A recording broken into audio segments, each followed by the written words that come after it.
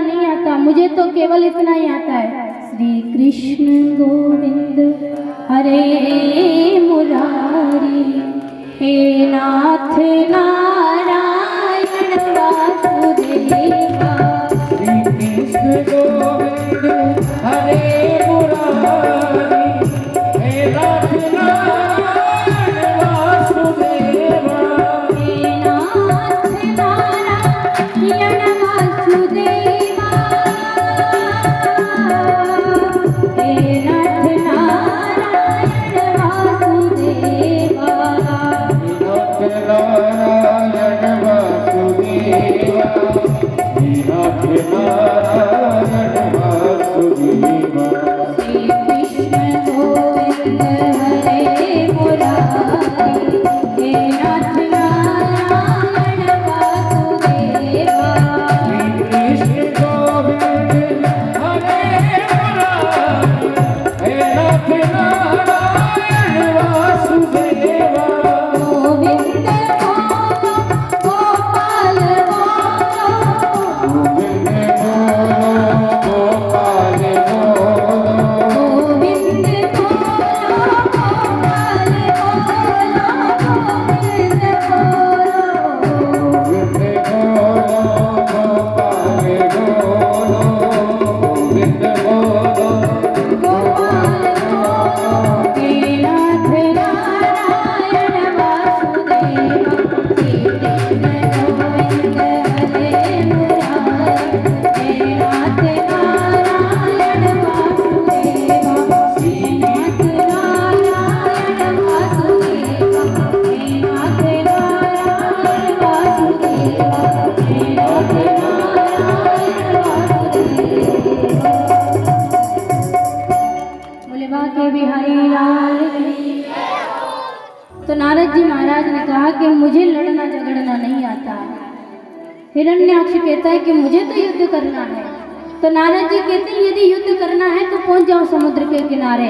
एक वराह पृथ्वी को अपनी दृष्टाओं पर लेकर के निकल रहा है, तो आप वहां जाइए और ऐसा युद्ध करेगा, ऐसा युद्ध करेगा कि जीवन में कभी खुजली ही नहीं चलेगी युद्ध करने की। दोबारा कभी नाम ही नहीं लोगे कि मुझे युद्ध करना है। ठाकुर जी को देख करके हिरण्याक्ष ठाकुर जी को छेड़ने लगा, बड़ा भगवान को छेड़ने लगा, और दोनों के बीच में युद्ध प्रारंभ होता है। और लड़ते लड़ते श्री ठाकुर जी ने, दोनों के बीच विशाल युद्ध हुआ। ठाकुर जी ने अपनी गदा से हिरण्याक्ष का सर रण से अलग कर दिया और हिरण्याक्ष का उद्धार।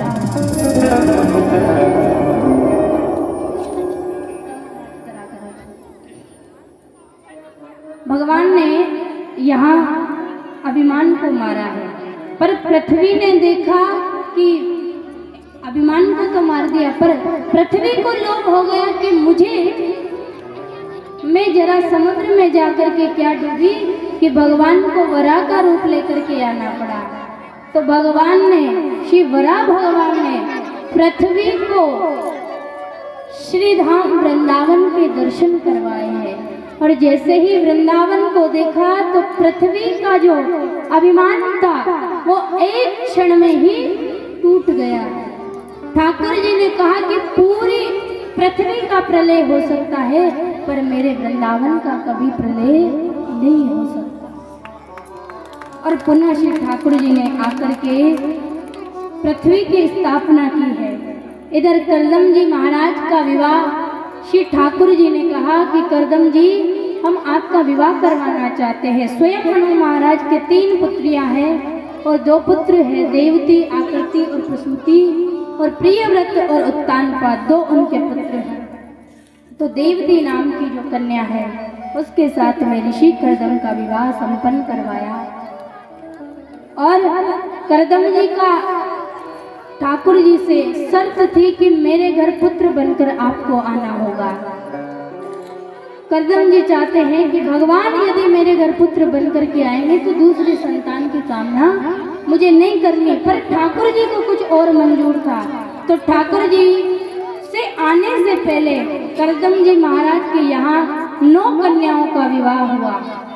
9 कन्याओं के बाद में 10वीं संतान के रूप में स्वयं कपिल देव भगवान प्रकट हुए हैं। कहाँ? महाराज करदम जी के आंगन में। बोले कपिल देव भगवान। कपिल भगवान का प्राकट्य हुआ। आज कपिल भगवान को देवती मैया ने स्नान कराया, सुंदर व्यासपीठ पर बैठाया है और व्यासपीठ पर बैठा करके आज देवती मैया कपिल भगवान से प्रश्न करती है। ध्यान से सुनेगा थोड़ा।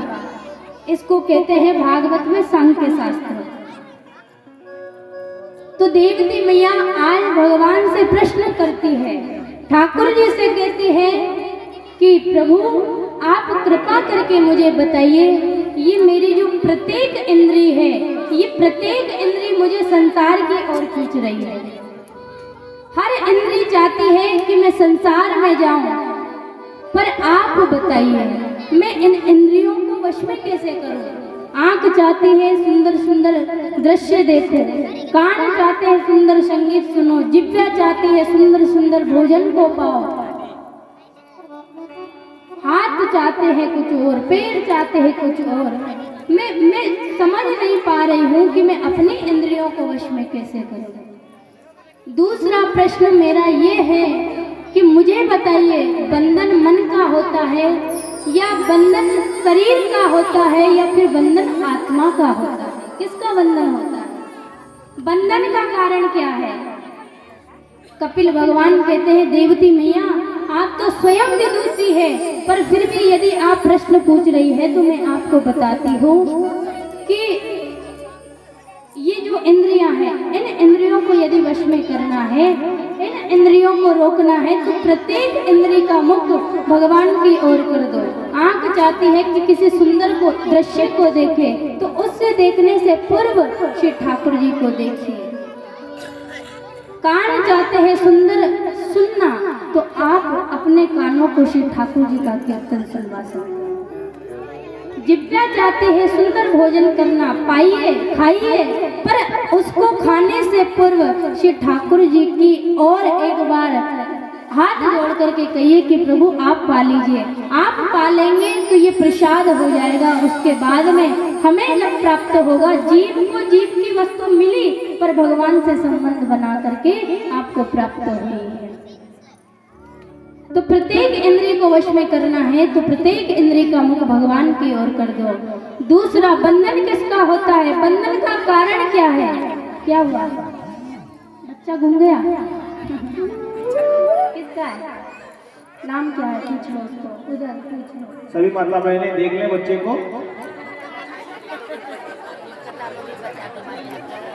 बेटा इधर आइए सामने ना।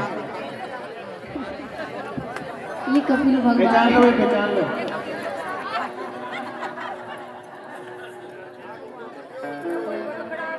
बोले बाल कृष्ण लाल की।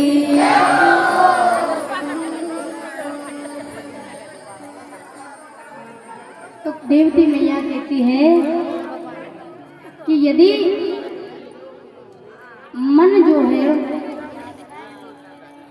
ये आत्मा बंधन का कारण नहीं है, ये शरीर बंधन का कारण नहीं है, बंधन का कारण है मन। और देवती मैया प्रश्न करती है और प्रश्न करते करते कपिल देव जी महाराज उत्तर दे रहे हैं। और देवती मैया जब भक्ति के अंतिम स्थिति में पहुंचती है तो उनका संपूर्ण शरीर जल बन करके बहने लगता है, संपूर्ण शरीर जल बन जाता है। जब व्यक्ति भक्ति की 9 परिस्थितियों को पार करके 10वीं परिस्थिति में पहुंचता है तो गोस्वामी जी महाराज कहते हैं, हे जी मम गुण गावत हे पुलक शरीरा, गुण गावत पुलक शरीरा, गद गद गिरा नयन गंभीरा, गद गद गिरा नयन गंभीरा, ओ गद गद गिरा नयन गंभीरा, गद गद गिरा नयन गंभीरा। जय सिया राम, जय सिया राम।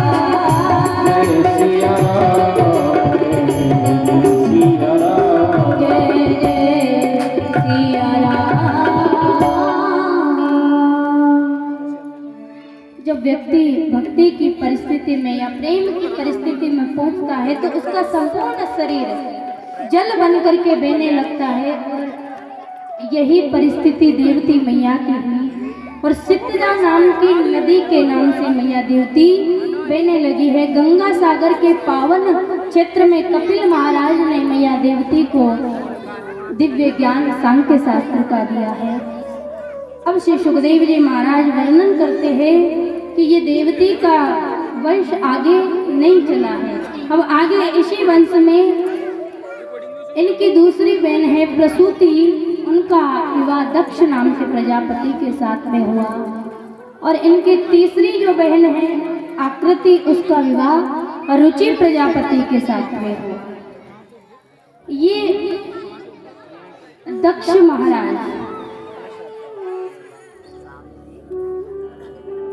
महाराज जो है ये वही दक्ष है जिनके यहाँ सती का जन्म हुआ है। और मैया सती ने अपने प्राणों का बलिदान त्याग किया है। किसके कारण? भगवान शिव के कारण। सुखदेव जी महाराज श्रवण कराते हैं कि राजन दक्ष महाराज की जो बेटी है उसका नाम है सती। पर दक्ष राजा बनने के बाद में एक बार ब्रह्मा जी की सभा में गए और ब्रह्मा जी की सभा में जब दक्ष महाराज पधारे हैं तो वहां भगवान शिव ने इनका आदर सम्मान नहीं किया। तब से भगवान शिव से ये द्वेष से रखते हैं, यानी शत्रु का भाव रखते हैं, शत्रु मानते हैं। किसको? भगवान शिव को। हे जी ब्रह्म सभा आमसन दुख माना, तेहि ते अजहू करहि अपमान। जब ये उस सभा में पहुंचे तो वहां दक्ष ने जैसे ही सभा में प्रवेश किया तो जितने लोग सभा में उपस्थित थे सबने महाराज दक्ष का खूब स्वागत किया। पर जीव का स्वभाव देखिए, 50 में से 40 व्यक्ति हाथ जोड़ के प्रणाम करेंगे तो जीव उसकी तरफ नहीं देखेगा। वो किसकी तरफ देखेगा कि 10 आदमी ने क्यों हाथ नहीं जोड़े। 40 ने हाथ जोड़े, उसे उससे कोई मतलब नहीं है। पर ये 10 व्यक्ति मेरा हाथ क्यों नहीं जोड़ रहे, उसको इससे मतलब है। दक्ष का सबने सम्मान किया पर वहां 3 व्यक्ति खड़े नहीं हुए। उसने देखा कि ये 3 क्यों खड़े नहीं हुए, इन्होंने क्यों मेरा सम्मान नहीं किया। अरे मैं प्रजापति हूं। फिर विचार करता है कि विष्णु भगवान है, वो खड़े नहीं हुए, कोई बात नहीं। ब्रह्मा जी मेरे पिता है, कोई बात नहीं। पर ये शंकर क्यों खड़ा नहीं हुआ, ये तो मेरा दामाद है, इसको तो खड़ा होकर के सम्मान करना चाहिए, ये क्यों खड़ा नहीं हुआ। और उसी कारण आज तक महाराज दक्ष भगवान शिव को अपना शत्रु मानते हैं।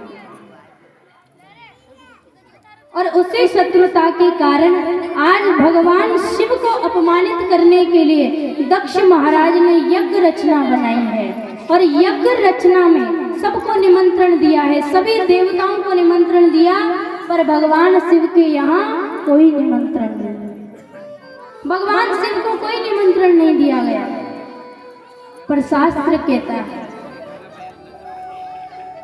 जिस सभा के मध्य में अपने से बड़े किसी व्यक्ति का यदि सम्मान नहीं होता तो उस सभा में नहीं जाना चाहिए। जिस सभा में बाप का सम्मान नहीं, जिस सभा में माँ का सम्मान नहीं, उस सभा में बेटे को जाने का कोई अधिकार नहीं।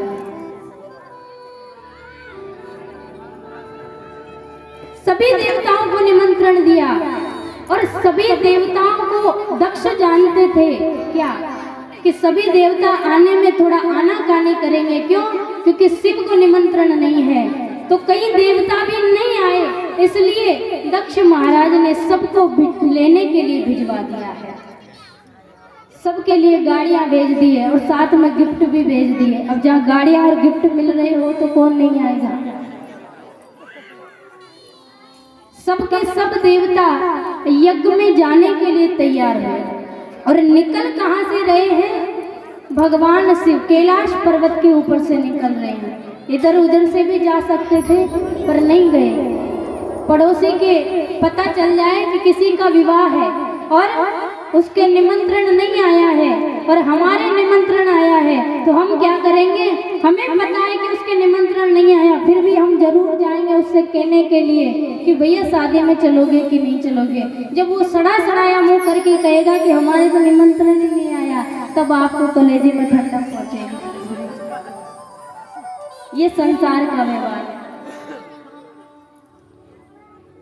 भगवान शिव जानते हैं कि मेरे निमंत्रण नहीं आया है। सबके सब जब देवता निकल रहे थे तो मैया सती ने पूछा कि प्रभु ये सब देवता कहाँ जा रहे हैं? तो भगवान शिव ने कहा कि आज ये सब के सब देवता आपके पिता के यहाँ यज्ञ का आयोजन है और ये सब देवता वहां जा रहे हैं। डबल आवाज आ रही है। सब देवता वहां जा रहे हैं। तो मैया सती ने कहा कि प्रभु यदि आप आज्ञा दे देते तो मैं भी। क्या कर रहे हो भाई?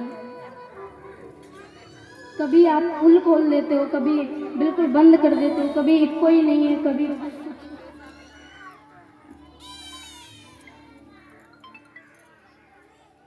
तो सती मैया भगवान शिव से कहती है कि प्रभु यदि मुझे आज्ञा दे दे तो मैं भी चली जाऊं। तो भगवान शिव बड़ा सुंदर जवाब देते हैं।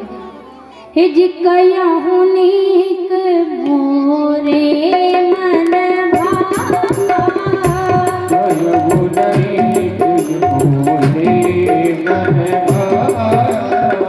ये अनुचित नहीं हिन्योत पठावा।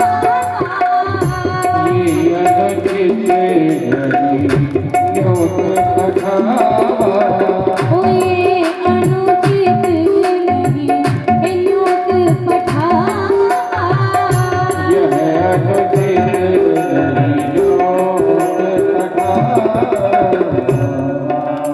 भगवान शिव कहते हैं देवी आप चली तो जाइए पर मैं सत्य कहता हूँ ये उचित नहीं होगा। सामान्य व्यक्ति होता तो क्या कहता? सामान्य कोई व्यक्ति होता और पियर से निमंत्रण नहीं आता तो क्या कहता? चुप रहो, यहीं बैठी रहो, जाने की जरूरत नहीं है। और भगवान शिव क्या कह रहे हैं?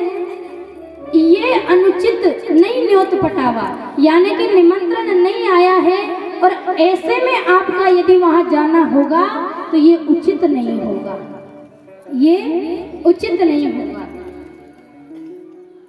पर पार्वती मैया कहती है प्रभु, भगवान शिव कहते हैं यद्यपि 4 स्थान ऐसे हैं जहां निमंत्रण नहीं आए तो भी चले जाना चाहिए। कौन कौन से? यद्यपि मित्र प्रभु पितु गुरु गृह। मित्र भगवान का स्थान और पिता का घर और गुरु का स्थान। यदि 4 जगहों से निमंत्रण नहीं आता तो चले जाना चाहिए, निमंत्रण की प्रतीक्षा नहीं करनी चाहिए। पर यदि आपको पता चल जाए कि मित्र को पता था फिर भी मित्र ने जानबूझ करके निमंत्रण नहीं दिया तो फिर ऐसी जगहों पर जाना आपका उचित नहीं होगा।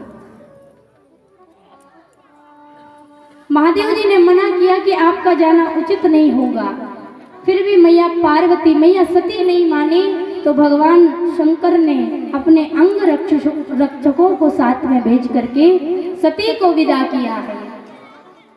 जैसे ही सती मैया पहुंची है यज्ञ मंडप में, वहां जाकर के देखती है कि पिता ने तो सती को देखते ही मुख को घुमा लिया है, मुख मोड़ लिया है। और सती मैया की जो बहनें हैं वो आकर के सती मैया से मिली है। पर गोस्वामी जी क्या कह रहे हैं? भिगनी मिली है बहुत मुस्काता, बहुत मुस्कुरा करके मिली। सामान्य कोई व्यक्ति यदि आपसे मुस्कुरा करके मिल रहा है तो ठीक है, और यदि कोई व्यक्ति अधिक जितना मुस्कुराना नहीं चाहिए उससे भी अधिक यदि कोई मुस्कुरा करके मिल रहा है तो फिर समझ जाइएगा वो मुस्कुरा नहीं रहा है, वो आपका अपमान कर रहा है। बहुत अधिक मुस्कुरा करके मिली, यानी सती को कहना चाहती है कि आपको निमंत्रण नहीं मिला फिर भी आप चली आई। माता ने गले से लगाया है पर पिता ने सती की ओर देखा नहीं। और जिस सभा में संत शंभु और श्री हरि का अपमान हो उस सभा में रहना नहीं चाहिए। सती मैया ने यज्ञ में जाकर के यज्ञ को प्रणाम किया और चारों ओर देखा है। चारों ओर देख करके सती मैया देख रही है कि सब देवताओं के स्थान लगे हैं, सब देवता आए हैं, पर मेरे स्वामी का कहीं स्थान नहीं है। और सती मैया क्रोध में भड़क उठी है। सकल सभासदों को संबोधित करके सती मैया कहती है जी सुनो सभासद सकल मुनिंदा, सुनो सभासद सकल मुनिंदा, गाए सुनी जिन शंकर निंदा, सुनी जिन शंकर निंदा, सुनी जिन शंकर निंदा। ओ बल तुरंत लहक सब काहू, ओ बल तुरंत सकल तुम काहू, भले बात बचतावत ताओ, संत शंभु से पति अपवादा, सुने जहाता अति मर जादा, पिता मंद मति निंदित तेहि, पिता मंद मति निंदित तेहि, पुत्र शंभु तेहि, दक्ष शूद्र संभव यह तेहि, तजौ तुरत देह तेहि तू, उर्धर चंद्रमौल वृषकेतु, उर्धर चंद्रमौल वृषकेतु,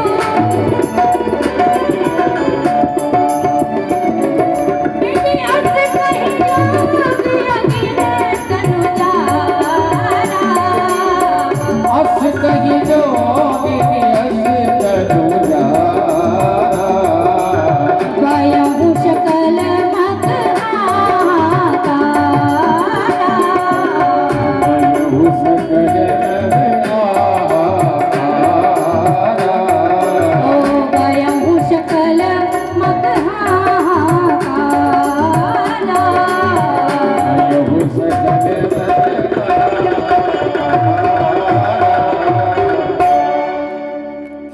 मैया सती ने सकल सभासदों को संबोधित करके कहा है।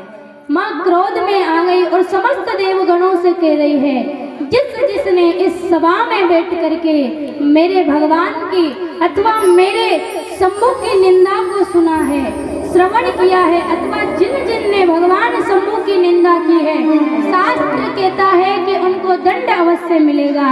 मर्यादा कहती है जिस सभा में भगवान शंभु का अपमान हो, निंदा की जाए, यदि ऐसा व्यक्ति भगवान की निंदा करता है तो किसी में सामर्थ्य है तो उसकी जुबान को काट देना चाहिए, और यदि सामर्थ्य नहीं है तो वहां से उठ करके चला जाना चाहिए। जिसने बैठ करके यहाँ निंदा की है अथवा श्रवण किया है उन सबको दंड मिलेगा। और इतना कह करके मैया सती अपने दाहिने अंगुष्ठ से योग अग्नि को प्रकट करके अपने इस शरीर को यज्ञ में भस्म कर देती है।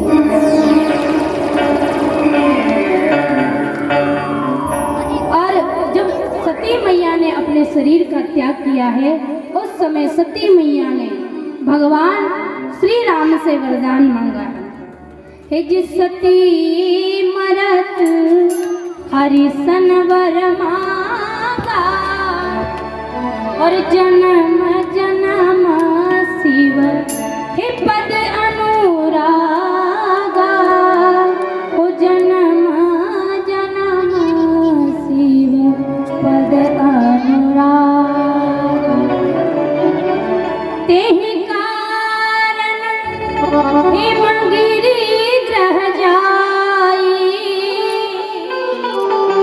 और जनमी पार बती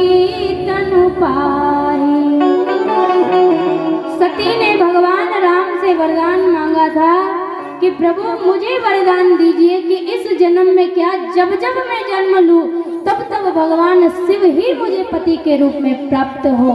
भले ही मुझे दक्ष की बेटी बनाया, उससे अच्छा आप मुझे किसी पत्थर की बेटी बना देते तो अच्छा रहता। और उसी कारण से महारानी सती का जन्म राजा हिमांचल के घर में हुआ है। बोले पार्वती मैया की।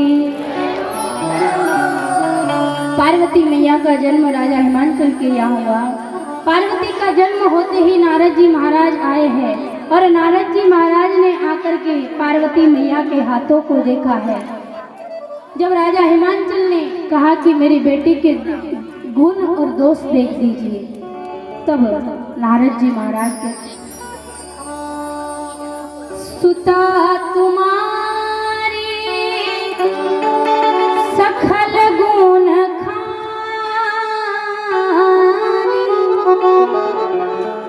बोले महाराज आप गुण दोष की बात कर रहे, सुता तुम्हारी सकल गुण खानी, आपकी बेटी में कोई दोष नहीं है। आपकी बेटी का नाम उमा अंबिका भवानी होगा और संसार की जितनी स्त्रियां हैं सब आपकी बेटी का नाम लेकर के पातिव्रत्य धर्म का पालन करेंगे। आपकी बेटी में कोई दोष नहीं है, परंतु इनका जो होने वाला दूल्हा है ना, उसमें जरूर दोष दिखाई दे रहे हैं। होने वाले दूल्हे में क्या दोष है सुनिए। हे जी अगुण अमान मात पितु ही, अगुण अमान मातु पितु हीना, अगुण अमान मात पितु हीना, अगुण अमान मातु पितु हीना, उदासीन सब संशय कीना, उदासीन सब संशय कीना, अगुण अमान मात पितु हीना, अगुण अमान मातु पितु हीना, उदासीन सब संशय कीना, उदासीन सब संशय कीना, उदासीन सब संशय कीना,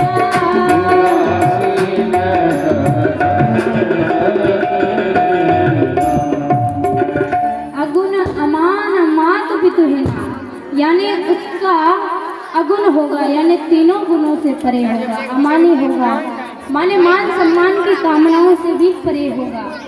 और जोगी जटिल अकाम मन नगन अमंगल वेश, अत स्वामी यही मिलही परिहस्त असिरेख। नारद जी बोले योगी होगा, जटिल होगा, अमंगल वेश बनाकर